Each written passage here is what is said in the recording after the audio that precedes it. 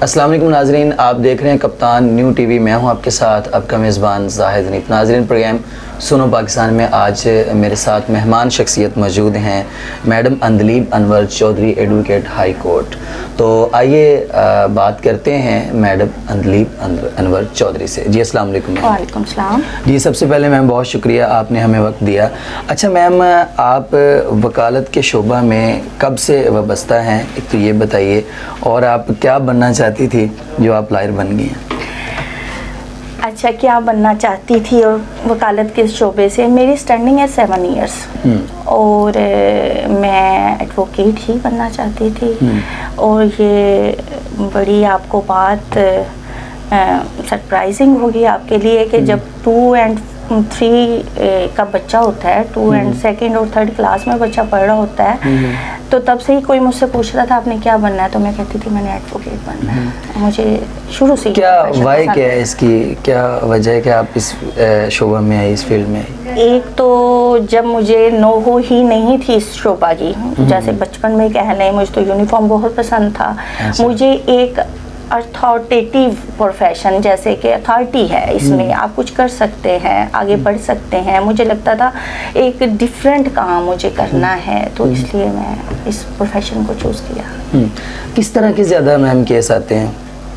میرے پاس family cases ہیں، میرے پاس سول کیسز ہیں، میرے پاس کرمنل. ریشو زیادہ کس طرح کے کیس کی؟ آج کل جو موجودہ صورت حال کو دیکھتے ہوئے تو فیملی کیسز جو ہے نا وہ بہت زیادہ آ رہے ہیں. کیا پرابلم ہے؟ لڑائی جھگڑوں کے، ڈیورس کے، یا کس طرح کے زیادہ کیسز ہوتی ہیں؟ اور آپ کیا میسج کریں گی کہ اگر ان چیزوں کو کنٹرول کیا جائے تو یہ چیزیں فیس نہیں کرنا پڑیں گی؟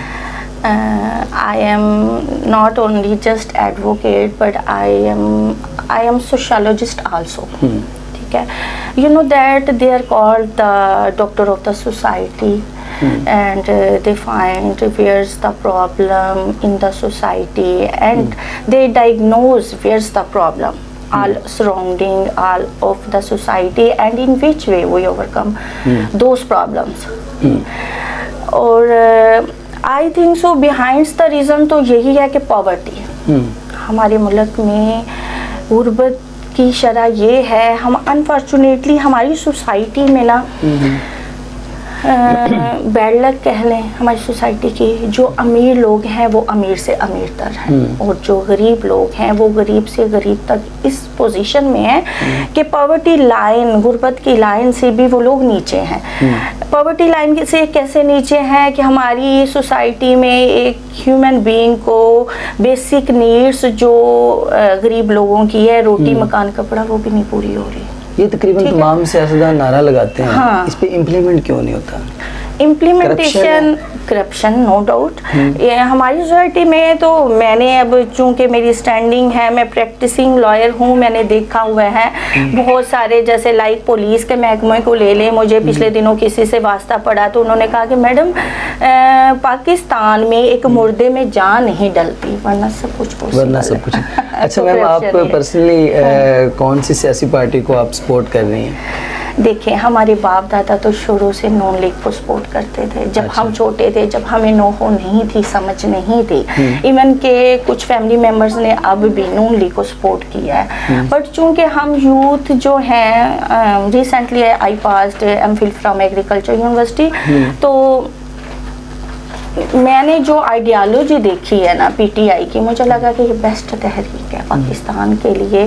ہمیں آگے آنے کا موقع ملے گا، ہمیں مطلب یوتھ کو اویئرنیس دی جا رہی ہے، تو مجھے لگتا ہے کہ بیسٹ پارٹی ہے اور اس کو آگے آنا چاہیے. لیکن کیوں ضروری ہے پاکستان تحریک انصاف پاکستان کے لیے؟ پاکستان کے لیے اس لیے ضروری ہے پاکستان آگے ترقی کرے. بیچارہ یہ ملک بہت ساری کنٹریز جو جیسے لائک امریکہ یا دوسری کنٹریز ہے، ان سے ڈونیشن لے کے بیٹھ جاتے ہیں اور وہ خود ہی گرد برد کر لیتے ہیں. پاکستان کے بیچارے پس کے رہ گئی عوام، کسی کو کوئی مطلب ایک بندہ فیسیلیٹیٹ ہونا تو دور کی بات، اس کو زندہ رہنے کے لیے بھی بیسک نیڈس اس کی پوری نہیں ہو رہی. تو آئی تھنک سو، مجھے لگتا ہے کہ عمران خان از دا بیسٹ. وہ آئیں گے، کچھ کریں گے، ان کو کرنے تو دیں.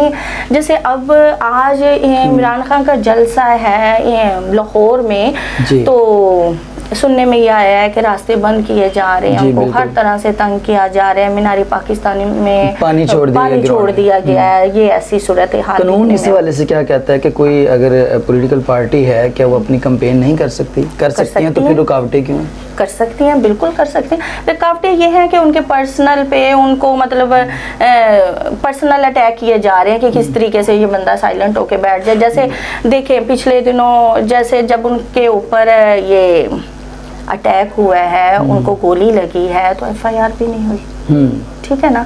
तो ये पर्सनल अटैक है, प्राइम मिनिस्टर है, एक आम बंदे का क्या होगा पाकिस्तान में? एक आम बंदा है, तो बिल्कुल उसको तो अवेयरनेस ही नहीं है, और अगर है तो बिल्कुल वो दब के बैठ जाता है, उसको आगे आने का मौका ही नहीं दिया जाता। इमरान खान साहब अभी भी ये कहते हैं कि मुझे कत्ल करने की साजिश की जा रही है, मुझे ख़तरा है।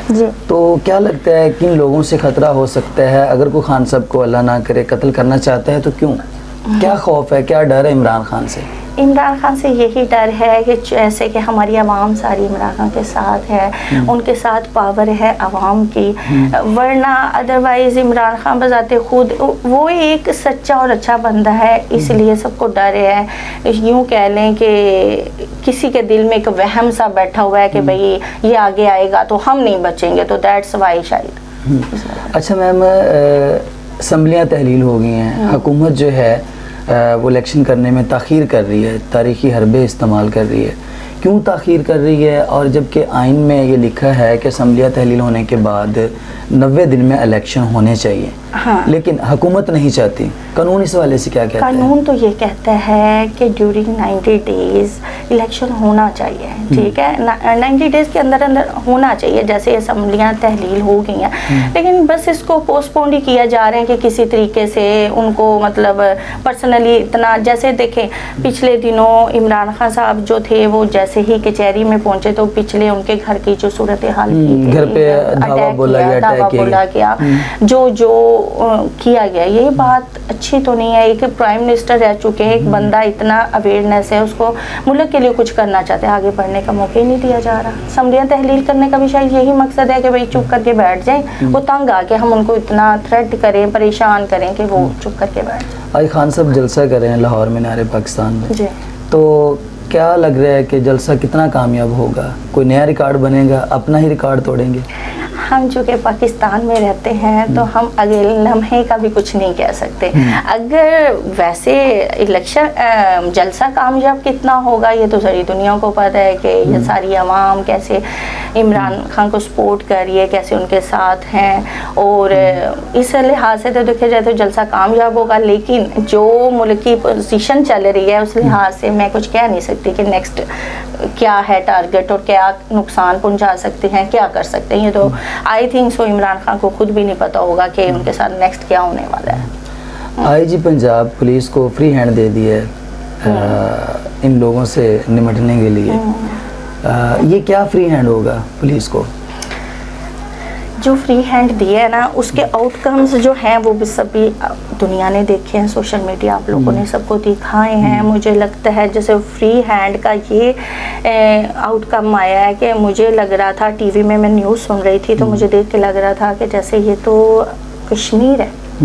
देखिए कश्मीर ऐसे है कि बड़े बड़े सोटे डंडे पकड़ के वो ऐसे मार रहे थे अवाम को। वो बेचारी अवाम जो है वो तो मासूम है, वो कभी आप लोगों के साथ लग जाते, कभी उनके साथ लग जाते, उनको तो आइडिया ही नहीं है कि भाई हमने क्या करना है। वो बेचारे कुछ लोगों का अवेयरनेस है, कुछ लोग अपनी गुर्बत से तंग होके कि नया बंदा आएगा हमारे हालात बेहतर होंगे, इसलिए ये तो बहुत बुरी बात है ना। वो इस तरह मार रहे हैं एक दूसरे को। और मरीम नवाज साहबा ने कहा कि पाकिस्तान तहरीक इंसाफ जो है, जो इनकी जमात है, ये दहशतगर्द जमात है, कि ये आम वहाँ लोग हैं, गरीब लोग हैं, वहाँ खान साहब को सपोर्ट करने गए हुए हैं, तो उनको दहशतगर्द करार दे दिया गया। इस वाले सब क्या कहेंगे मरीम साहबा के हवाले से? नहीं, दहशतगर्द तो बिल्कुल नहीं है। मरीम साहबा तो कुछ भी कह सकते हैं इस टाइम।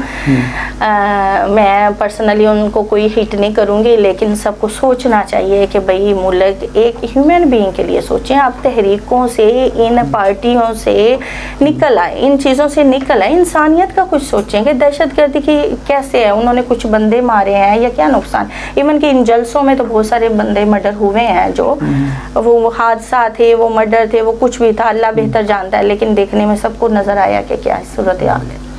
آنے والے الیکشن میں پاکستان تحریک انصاف کتنی سیٹیں لے گی, کیا آپ آبزرو کرتی ہیں؟